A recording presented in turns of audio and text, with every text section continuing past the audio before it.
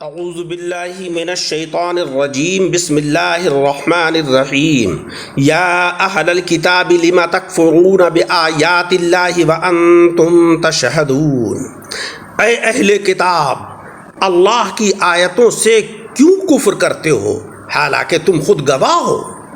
یا اہل الکتاب لم تلبسون الحق بالباطل وتکتمون الحق وانتم تعلمون، اے کتابیوں حق میں باطل کیوں ملاتے ہو اور حق کیوں چھپاتے ہو حالانکہ تم جانتے ہو۔ وقالت طائفة من اہل الکتاب آمنوا بالذی انزل علی الذین آمنوا وجہ النہار واکفروا آخرہ لعلہم یرجعون۔ اور اہل کتاب کا ایک گروہ بولا کہ وہ جو ایمان والوں پر اترا صبح کو اس پر ایمان لاؤ اور شام کو منکر ہو جاؤ، شاید وہ پھر جائیں۔ سامعین اکرام، آج کے درس میں آپ حضرات نے سورہ آل عمران کی آیت نمبر 70، 71 اور 72 کا ترجمہ سماعت فرمایا۔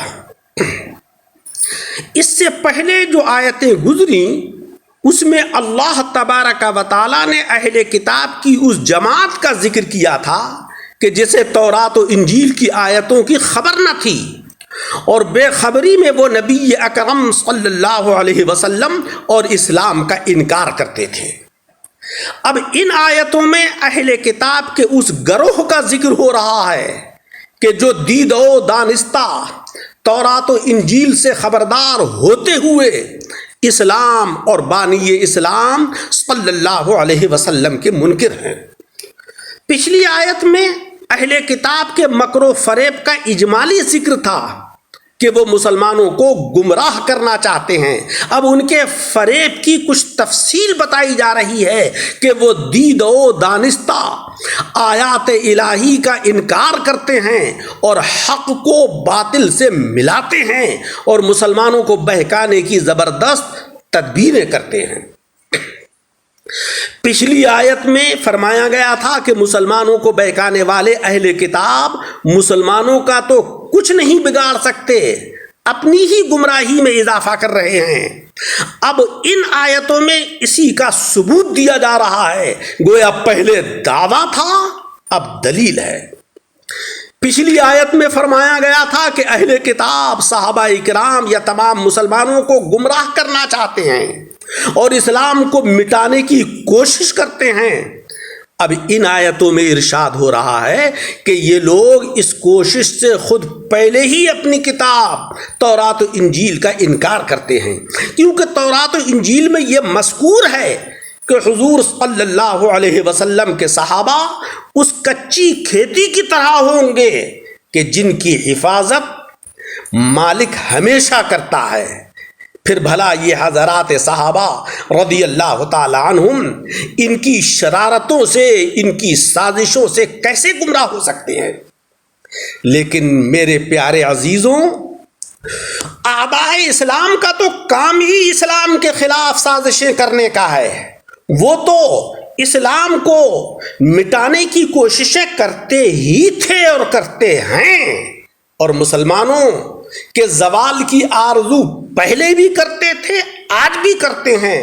لیکن افسوس تو یہ ہے کہ ہم تعلیمات اسلام کو پس پشت ڈال کر جو اپنی زندگی گزار رہے ہیں، ہم نے جو پیارے آقا صلی اللہ علیہ وسلم کی تعلیمات کو چھوڑ دیا اور اپنی مرضی اور طبعی زندگی گزار رہے ہیں، یہ چیز ہمارے لیے بھی اور ہمارے دین کے لیے بھی نقصان دہ ہے۔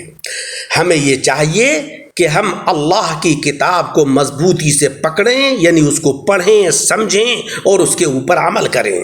آقا علیہ الصلاۃ والسلام کی احادیث مبارکہ کو پڑھیں، سمجھیں اور ان کے اوپر عمل کریں۔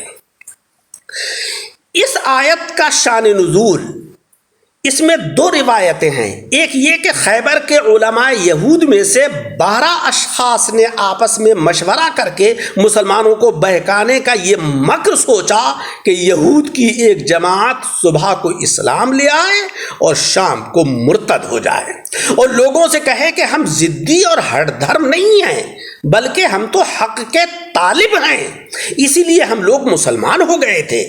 مگر کریں کیا کہ جب ہم نے اپنی کتابوں میں دیکھا تو ثابت ہوا کہ محمد صلی اللہ علیہ وسلم معاذ اللہ وہ پیغمبر نہیں ہیں جن کی ہماری کتابوں نے خبر دی تھی، اور نہ اسلام میں کوئی خوبی ہے، اس لیے ہم اسلام سے پھر گئے.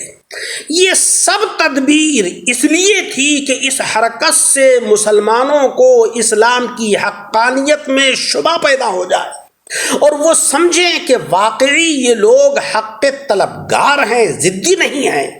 اسی لیے تو ایمان لے آئے تھے، اور چونکہ یہ اہل کتاب ہیں، اہل علم ہیں، واقعی انہوں نے اسلام میں کوئی خرابی دیکھی ہوگی، اسی لیے یہ اسلام سے مرتد ہو گئے. تب اللہ تبارک و تعالیٰ نے مسلمانوں کو باخبر کرنے کے لیے یہ آیت نازل فرمائی. وقالت طائفة من اہل الکتاب آمنوا بالذی انزل علی الذین آمنوا وجہ النہار واکفروا آخرہ لعلہم یرجعون. دوسری روایت یہ ہے کہ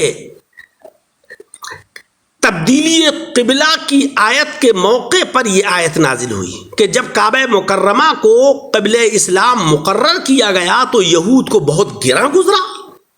ان کے سردار کعب بن اشرف اور مالک بن سیف نے اپنے دوستوں سے کہا کہ مسلمانوں کو بہکانے کی بہتر تدبیر یہ ہے کہ صبح کی نماز مسلمانوں کے ساتھ کعبے کی طرف پڑھ لو اور دن کے آخری حصے میں اپنے قبلہ یعنی بیت المقدس کی طرف نماز پڑھو، اور مسلمانوں سے کہو کہ چونکہ ہمیں تبدیلی قبلہ کا پتہ اپنی کتابوں سے نہیں ملا اس لیے ہم نہیں مانتے، تاکہ مسلمان شک میں پڑ جائیں کہ بھائی یہ پڑھے لکھے لوگ ہیں، جب انہی کو اسلام کی حقانیت میں شک ہے تو بھلا ہماری کیا اوقات. حالانکہ تورات و انجیل میں حضور صلی اللہ علیہ وسلم کی صفات خصوصیہ میں یہ مذکور ہے کہ پیارے آقا علیہ السلام نبی الحرمین ہوں گے، یعنی پیدا ہوں گے ایک حرم میں، رہیں گے دوسرے حرم میں، اور یہ بھی لکھا ہے کہ آپ امام القبلتین ہوں گے کہ دو قبلوں کی طرف نماز پڑھیں گے اور پڑھائیں گے، اور ان کے مقبول سجدوں سے دونوں قبلوں یعنی کعبۃ المکرمہ اور بیت المقدس کو شرف میسر ہوگا. مگر یہ جانتے ہوئے ان بدنصیب اہل کتاب نے یہ حرکات کی. تب اللہ تبارک و تعالیٰ نے یہ آیت نازل فرمائی وقالت طائفة من اہل الکتاب الی آخرہ. پیارے عزیزوں، اسلام ایک بہترین اور حقانیت پر مبنی مذہب ہے.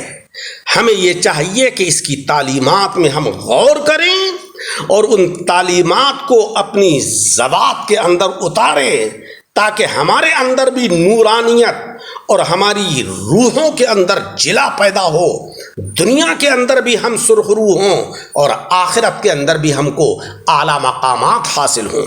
اللہ تبارک و تعالی ہمیں عمل کی توفیق عطا فرمائے. ان آیتوں کی تفسیر ان آیتوں کے درس ثانی میں انشاءاللہ پیش کی جائے گی.